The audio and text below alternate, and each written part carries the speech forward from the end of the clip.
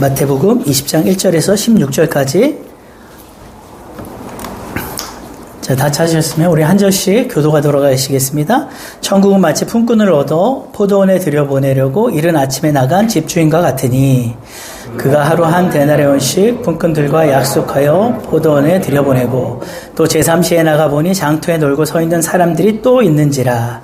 그들에게 이르되 너희도 포도원에 들어가라. 내가 너희에게 상당하게 주리라 하니 그들이 가고 제6시와 제9시에 또 나가 그와 같이 하고 제11시에도 나가보니 서 있는 사람들이 또 있는지라.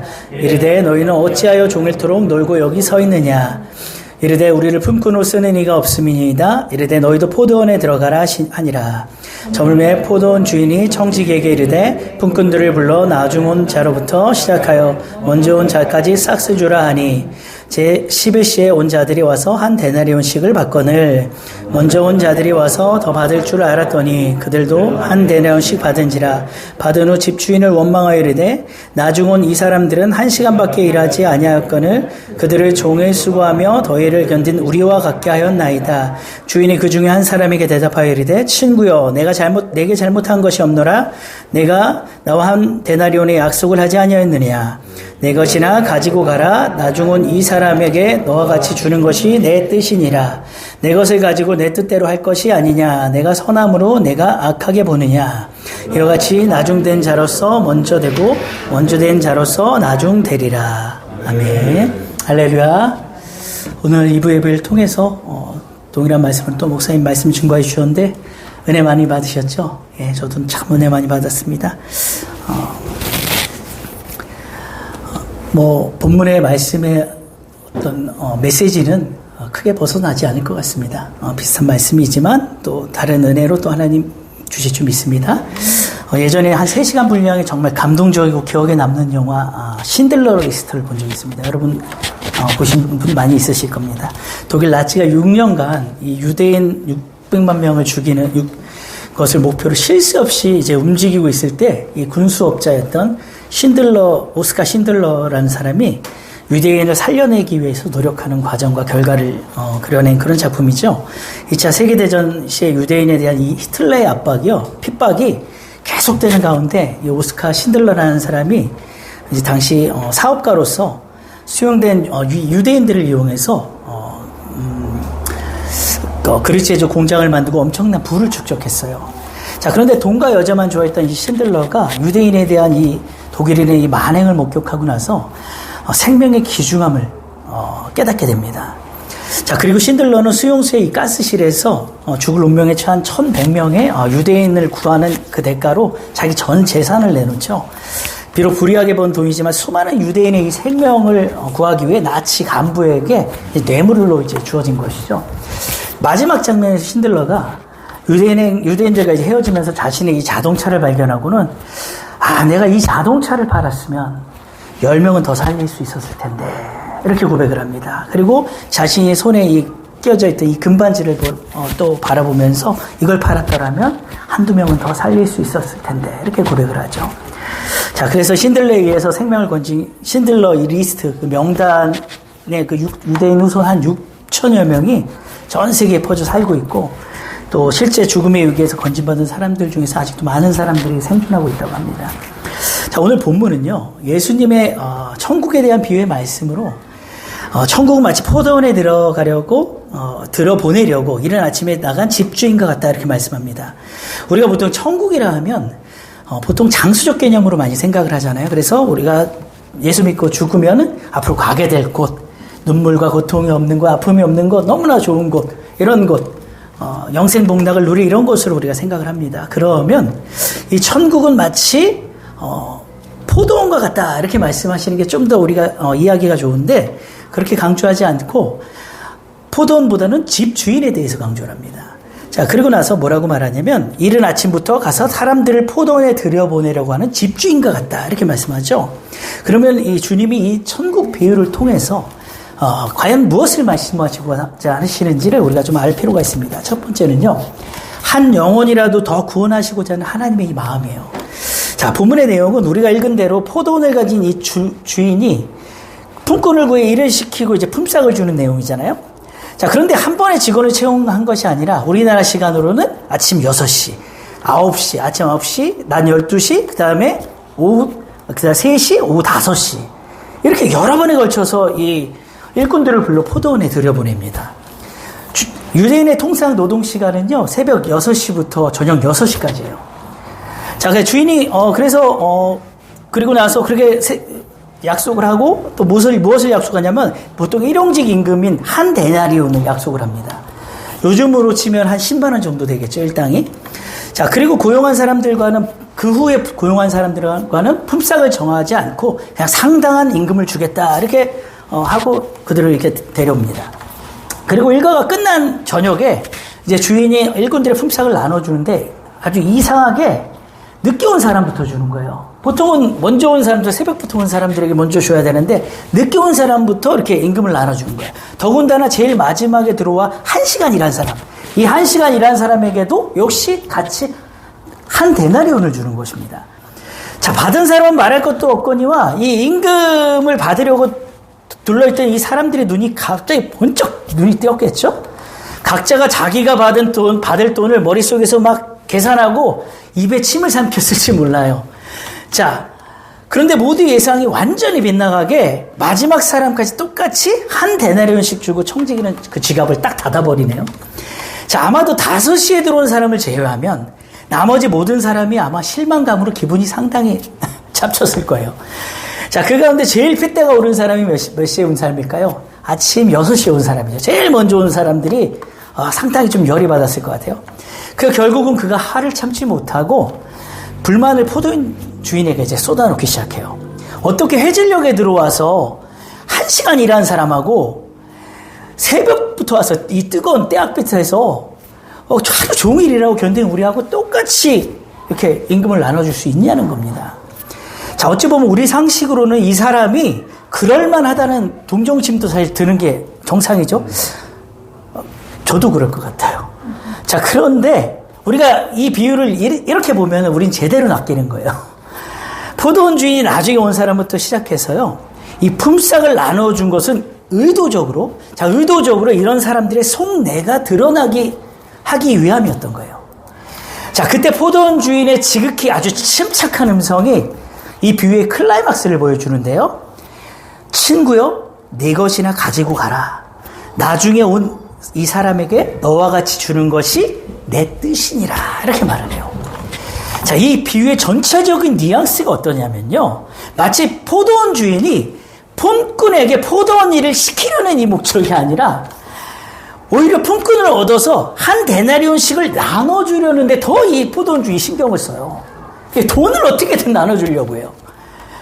하루 종일 일하는 사람과 하루 1시간밖에 일하지 않은 사람에게 똑같이 하루 품삯을 준다는 것은요, 이 세상 경제 원리에 맞지 않아요. 누가 봐도 너무 이상한 상황이에요, 지금. 제가 예전에 이제 군대 전역하고 나서 친구 아버지 건설 현장에서 정기공으로 좀 일을 한 적이 있는데, 친구 아버지였음에도 불구하고 임금 문제로 제가 다툰 적이 있어요. 내가 일한 시간보다 오히려 돈을 적게 주시는 거예요. 그리고 원래 이제 주기로 했던 그 임금 하루 일당이 실제 월급을 받아보니까 그 일당을 쳐주진 않은 거예요. 그리고 아주 칼같이 반나절하는 건 딱 반나절만 주고, 그 정확하게 그것을 계산해서, 그러니까 뺄 건 확실하게 뺐더라고요. 제가 그때 느꼈죠. 아, 친구 아버지도 결국은 더 주진 않는구나. 그래서 결국 이 세상의 이치대로 하면은 더 주는 경우는 없더라고요. 덜 주면 덜 줬지 더 주진 않아요, 고용주가. 자, 그런데 이 본문의 주인이 포도원에 들어가려고 새벽 6시부터 오후 5시까지 그것도 4번씩이나 아주 부지런히 장터를 왕래하면서 품꾼들을 막 불러들여요. 나온 모든 사람들에게 어떻게든 이 한 달란트를 주려고 애쓰는 모습이 이 주인의 모습이거든요. 세상적인 관점으로 볼 때요, 아, 참, 그 주인 참 자비로운 사람이네. 과연 이렇게 생각할까요? 아마 경우도 없고 원칙도 없는 거 보면 참 이상하게 포도원을 경영하는 사람 같아요. 이렇게 대답하지 않겠습니까? 대부분의 사람들이 이렇게 말할 거예요. 그러면 이 주인은 왜 이렇게 할까요, 도대체? 이것이 바로 한 영혼이라도 더 구원하고자 하는 하나님의 마음이 아닐까? 우리가 이것을 생각해 볼 수가 있다는 거죠. 여러분 인력 시장에 나가 보신 적 있으세요? 우리 아까 목사님도 말씀해 주셨지만 새벽 예배 드리려고 제가 저희 집에서 이렇게 교회까지 오는 길에 보면요, 인력이라고 이렇게 써붙인 간판을 볼 수가 있어요. 근데 한 새벽 그때가 5시 정도, 5시 조금 넘은 그 시간인데도 사람들이 제법 서 있어요. 그걸 볼 때마다 왠지 막 인생의 애환이 느껴지고 마음 한켠이 막 짠해진 느낌이 들더라고요. 보통 새벽 인력 시장 앞에 모인 이 남노한 이 가장들이요, 이거 믹스커피 그 한 잔 그 뜨거운 거 추운데 이렇게 그거 마시면서 막 시름에 잠긴 눈으로 초조하게 일거리를 기다리는 것을 볼 수가 있어요. 오늘도 일이 있을까? 어제도 못했는데. 이렇게 하면서 막 검은 모자에 마스크 쓰고 등도 하나 막 조여매고 막 한신 그 줄담배를 피면서 그 애타게 그 기다리는 사람들의 모습이 보입니다. 누구보다 일찍 일어나서 새로 하루를 시작했지만 일거리를 찾을 수 있을지 확신이 없는 하루예요. 요즘 코로나로 인해서 매일 나와도 일주일에 한 번 일하기도 힘든 상황이라고 하더라고요. 그리고 보통 기술공들은 제가 그 일할 때도 보면 그 당시에 기술공들이 있어요. 그러면 기술공들 막 좀 이렇게 철근이라든지 목수라든지 이런 기술공들은 하루 일당이 보통 한 20만 원, 많게는 25만 원까지도 받아요. 자, 그런데 그런 사람들조차도 요즘에는 일이 없어서 현장 잡부라도 이렇게 해야 한다 이렇게 걱정하면서 말을 하더라고요. 그런데 그것조차도 일이 없대요. 그러면 지금보다 훨씬 먹고 살기가 힘들었던 그 치열했던 그 예수님 당시에는 하루 품꾼으로 채용되지 않으면요, 온 식구가 굶을 수밖에 없는 거예요. 되게 이런 사람들은 질병이나 또는 뭐 빚 같은 이런 이중삼중의 그런 생활고에 직면해 있는 것을 볼 수가 있어요. 이른 새벽에 나가자마자 바로 채용된 일꾼들은 어떻습니까? 안도의 숨을 쉬고 기쁜 마음으로 포도원에 들어갔을 거예요. 사람이요, 일거리가 있고 직장이 있는 게 얼마나 다행인지 모릅니다. 그래서 이른 아침에 채용된 사람은 최소한 당장 먹을 식구들의 뭐 이렇게 빵과 음식을 걱정하지 않고 하루 종일 마음 편하게 일하는 사람들 아니겠습니까? 그러니 일이 없어서 장터에서 하루 종일 놀고 있었던 그 사람들은 어땠을까요?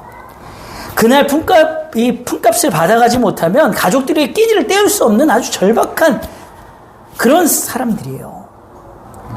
오죽하면 마감 시간이 1시간밖에 남지 않은 그 어스름한 저녁까지도 집으로 돌아가지 못하고 그 장터를 서성이고 있었겠습니까? 그런데 다행인 것은 주인의 눈에 이들이 불쌍하게 보였다는 것이고요. 이 주인은 이 사람들을 가련하게 여기고 사랑으로 돌보고자 하는 그 마음이 아주 충분히 있었다는 거예요.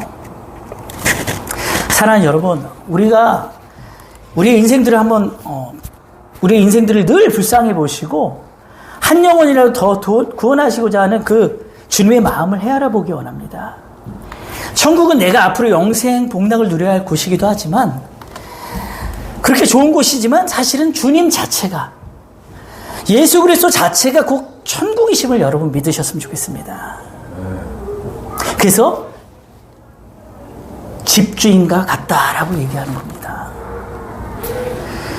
그리고 우리가 이 비유를 통해서 꼭 깨달아야 하는 두 번째는요, 하나님의 주권과 은혜예요. 이 비유는 인간의 깊은 곳에 자리 잡은 이 자력구원에 대한 이런 오인을 지적하고 있어요. 자기 힘으로 무엇인가를 해서 구원에 도달한다는 거죠. 사람들에게 이렇게 일정한 행위를 해서 구원받는다는 이 사실이 더 잘 이해되고 더 잘 받아들여져요. 그래서 예수님은 구원에 대한 절대적인 진리를 지금 말씀하고 있는 거예요. 구원은 절대적인 하나님의 주권이고 은혜이며 인간의 노력이나 공로가 아주 눈꼽만큼도 개입될 수 없다는 것이죠. 당시 율법을 지키는 것은요, 구원, 지키지 않는 것은 멸망이란 이런 공식을 갖고 있는 이 유대인들에게는 참 말도 안 되고 터무니없는 그런 선언인 거예요. 심는 대로 거둔다는 말처럼 우리가 무언가를 심어서 또는 뭐 이 구원이란 열매를 거두어야 좀 더 자연스럽게 생각이 되는데, 구원에는 구원만큼 이러한 법칙을 적용할 수 없다는 거죠. 구원을 위해 인간이 할 수 있는 것, 심을 수 있는 것이 아무것도 없다는 것입니다.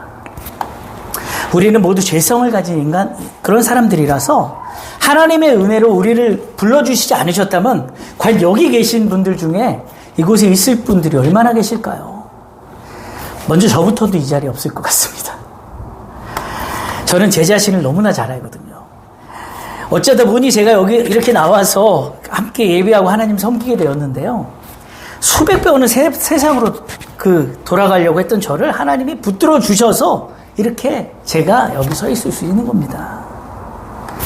하나님을 부인할 수 없고 예수님의 그 십자가의 은혜를 외면할 수 없도록 하나님이 저를 완전히 바꿔주셨기 때문에 이것이 가능합니다. 여러분, 우리의 의지로 구원받는 게 아닙니다. 포도원에 일하러 들어갈 수 있는 것은요, 오직 주인의 주권적인 선택에 의해서 된 거예요. 주인이 품꾼을 부르고 자기의 뜻대로 그들의 노력과 상관없이 이 동일한 구원을, 6시 왔든 12시 왔든 3시 왔든 5시 왔든 동일한 구원을 주고 계시는 거죠. 여러분, 마태복음 19장에 보면 앞장에 그 부자 청년 이야기 나오잖아요. 한 부자 청년이 예수님 앞에서 구원을 받으려면 어떻게 해야 됩니까? 이렇게 물어요. 자, 예수님께서 이미 너희에게 약속하신 그 계명들을 너희들이 지키면 된다. 자, 이렇게 말씀하시니까 그가 자기가 어려서부터 모든 율법 다 잘 지켰다고 그렇게 자랑을 하죠. 그래서 예수님께서 아직 내게 부족한 것이 하나 있는데 그 많은 재물을 다 팔아서 가난한 사람들에게 나눠주고 그 다음에 와서 나를 따르라, 이렇게 말씀하세요. 자, 부자 청년이 놀라서 아주 뒤로 자빠질 뻔했어요. 성경에 어떻게 기록하고 있습니까? 그가 재산이 많아 근심하고 떠났다고 말씀해요. 그는 그냥 자기가 그동안 지킨 이 율법으로 구원받을 생각으로 예수님의 초청을 거절하고 떠나버린 거예요. 자, 그리고 제자들이 예수님께 이렇게 묻습니다. 그러면 도대체 누가 구원을 받을 수 있습니까? 낙타가 그 바늘귀로 들어가는 것보다 더 구원이 어려우면 어떻게 구원받을 수 있습니까? 그러자 주님께서 사람은 할 수 없지만 하나님은 다 하실 수 있다라고 대답을 하시잖아요. 예수님은 그의 모습을 통해서 유대인들이 그토록 신봉하던 그 율법으로는 결코 구원받지 못하고 오직 하나님의 전적인 은혜로만 구원받는다는 사실을 강조하고 계신 겁니다. 내가 좀 잘 믿거나 더 진지하게 믿거나 기도를 더 많이 하거나 더 성숙한 믿음이 있다고 해서 다른 사람의 구원보다 우리의 구원이 더 우월한 것이 아니에요. 더 우월하지 않습니다. 구원은 우월하지 않아요. 다만 무슨 차이가 있을까요? 상급의 차이가 있는 거죠. 오늘 비유에서 노동자의 생명과도 같은 이 한 데나리온은요, 예수님의 십자가의 대속을 통해 동일하게 주어지는 바로 우리에게 주어진 그 구원을 말씀하고 있는 거예요.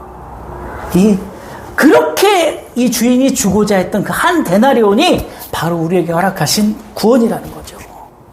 예수 그리스도를 통한 십자가의 대속의 은혜.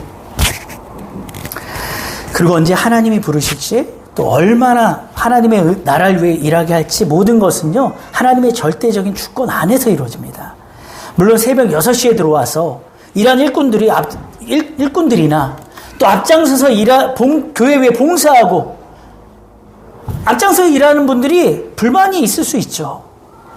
그런데 과연 새벽 6시에 들어온 사람이 억울한 대접을 받고 자존심에 상처를 받은 피해자일까요? 하나님 안에서 보호받으며 하나님의 포도원을 위해서 일하고 완벽하게 구원을 받은, 그런 구원을 보장받은 사람이에요. 그러나 아직도 하나님의 포도원에 들어오지 못한 사람들의 고충을 우리가 생각해 봐야 됩니다. 죽음과 내세에 대한 해답을 얻지 못한 사람들의 삶이 얼마나 곤고하고 불안하고 두려울지, 하나님을 알지 못하고 영적인 위로와 은총을 받지 못하는 사람들은 진정 빈궁한 사람들이에요. 오늘 주님의 말씀을 통해서 우리가 아무것도 한 일도 없이 구원받으며 진정한 감사가 있기를 예수님의 이름으로 축복합니다. 지금 내가 하는 봉사, 헌신, 이런 것은요, 우리가 구원받은 것에 비하면 정말 아무것도 아닙니다. 정말 티끌과 같은 거예요. 오직 날 구원해 주신 이 하나님의 주권과 은혜에 여러분 감사하시길 부탁드립니다. 마지막으로 이 비유는요, 구원받고 하나님의 나라를 위해 일하는 성도들의 자세를 가르쳐 주시기 위한 것이에요. 앞선 19장에 보면 베드로가 주님께 자신의 이 보상 문제를 물어보는 내용이 나와요. 부자 청년을 곁에서 다 지켜본 이 베드로가 이 불안한 마음으로 이렇게 물어요.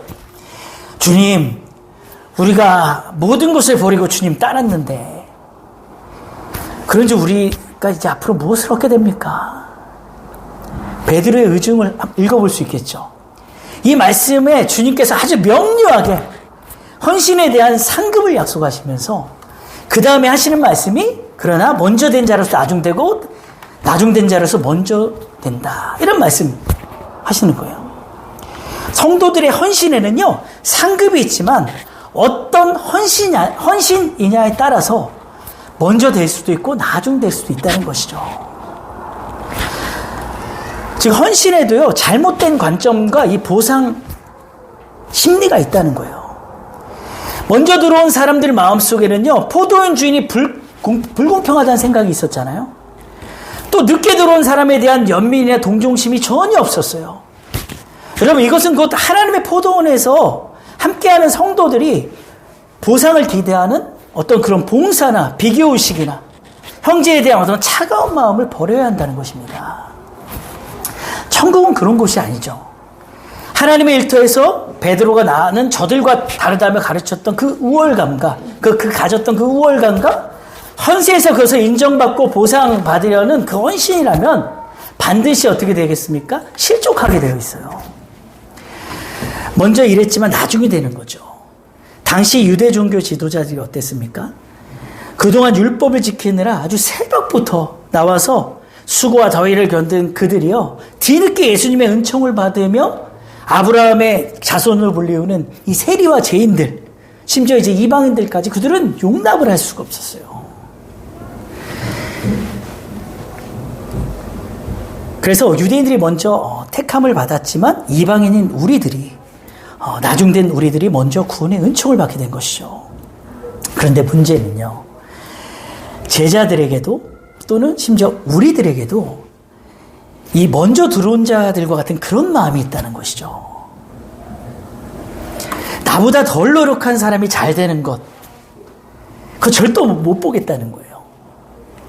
나는 새벽 6시부터 남보다 더 고되게 수고하고 이 한낮의 모든 이 더위와 열기를 다 견디면서 여기까지 왔는데 힘들이지 않고 잘 되는 사람 보면은 하나님이 너무 불공평하고 하나님이 미워지기도 해요. 여러분, 우리는요, 스스로를 새벽 6시부터 고생한 일꾼으로 생각할 때가 참 많습니다. 하지만 사실은 우리가 하나님 앞에 나온 시간은요, 오후 5시입니다. 오후 5시예요. 오늘 목사님 11시에 말씀하셨어요. 우리는 오후 5시 인생이에요. 그런 착각으로 인해서 내가 하나님께 위해 한 수고가 하나님께 받은 은혜보다 더 과대평가될 때가 있어요.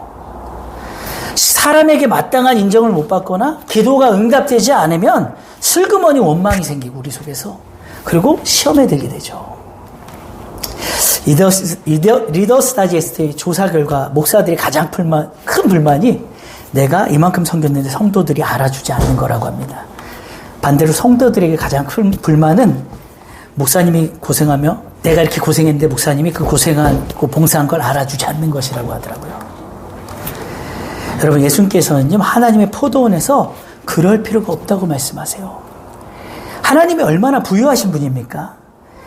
1시간 일한 사람에게 하루 일당을 줄 능력이 있는 포도원 주인처럼 우리 하나님은 모든 것에 부족함이 없이 아주 넉넉하신 분이세요. 포도원에 들어가기만 하면요, 주인이 다 알아서 해줘요. 남들과 비교해서 받을 것을 따지고 또 비교하고 하는 것은요, 경쟁해야 얻을 수 있을 때의 이야기예요. 그 세상의 원리죠. 모든 게 차고 넘치는 하나님의 포도원에서는요, 전혀 그럴 필요가 없다는 겁니다. 사람을 보고 대가를 바라고 계산을 하고 그런 마음으로 주님을 따르면 결코 행복할 수가 없겠죠. 하나님의 나라의 그 자녀로 부름받은 우리는요, 이 주님의 포도원에서 감사하게 일할 때 결코 그 상을 잃어버리지 않게 될 것입니다. 왜냐하면 주님의 상급은요, 철저히 무엇에 근거하냐면 약속에 근거하기 때문입니다. 힘들고 부담스러울 때도 있지만 우리가 나를 보내신 이곳에서 힘써 주님을 섬길 때 반드시 주님이 축복하신다는 사실을 꼭 믿으시기 바랍니다. 일의 크고 작음을 다른 사람과 비교할 필요도 없고요. 어떤 일이든 건 어떤 일터에서건 어떤 일터에서건 나를 그곳에 보내신 하나님께 감사하고 이라면 나머지는 주님께서 다 책임져 주신다는 사실을 꼭 믿으시기 바랍니다. 기쁨으로 충성되게 일하는 사람에게 하나님은 더 넓은 지경을 허락하시고 더 좋은 결실을 거두도록 축복하실 것입니다. 이제 말씀을 맺겠습니다. 우리는 하나님의 하시려는 일들을 모두 알 수는 없죠. 그래서 우리는 그분의 주권적 영역까지 좌지우지하려는 어리석은 태도를 좀 버릴 필요가 있겠습니다. 나같이 허물 많고 죄 많고 부족한 자를 부르셔서 값으로 따질 수 없는 구원을 주신 이 하나님께 감사하시고 아직도 하나님의 포도원에 들어오지 못한 이 빈궁한 영혼들을 위해서 하나님의 마음을 품어야 될 줄 믿습니다. 우리 각자에게 주어진 은혜에 만족하고 한 영혼이라도 더 구원하시고자 하는 하나님의 마음으로 이 불신에 가득 찬 이 세상에서 빈궁한 자들에게 가장 큰 선물인 이 구원을 전달하는 저와 여러분이 되길 예수님의 이름으로 축원합니다. 우리 찬양 오전에 드려서 은혜 아니면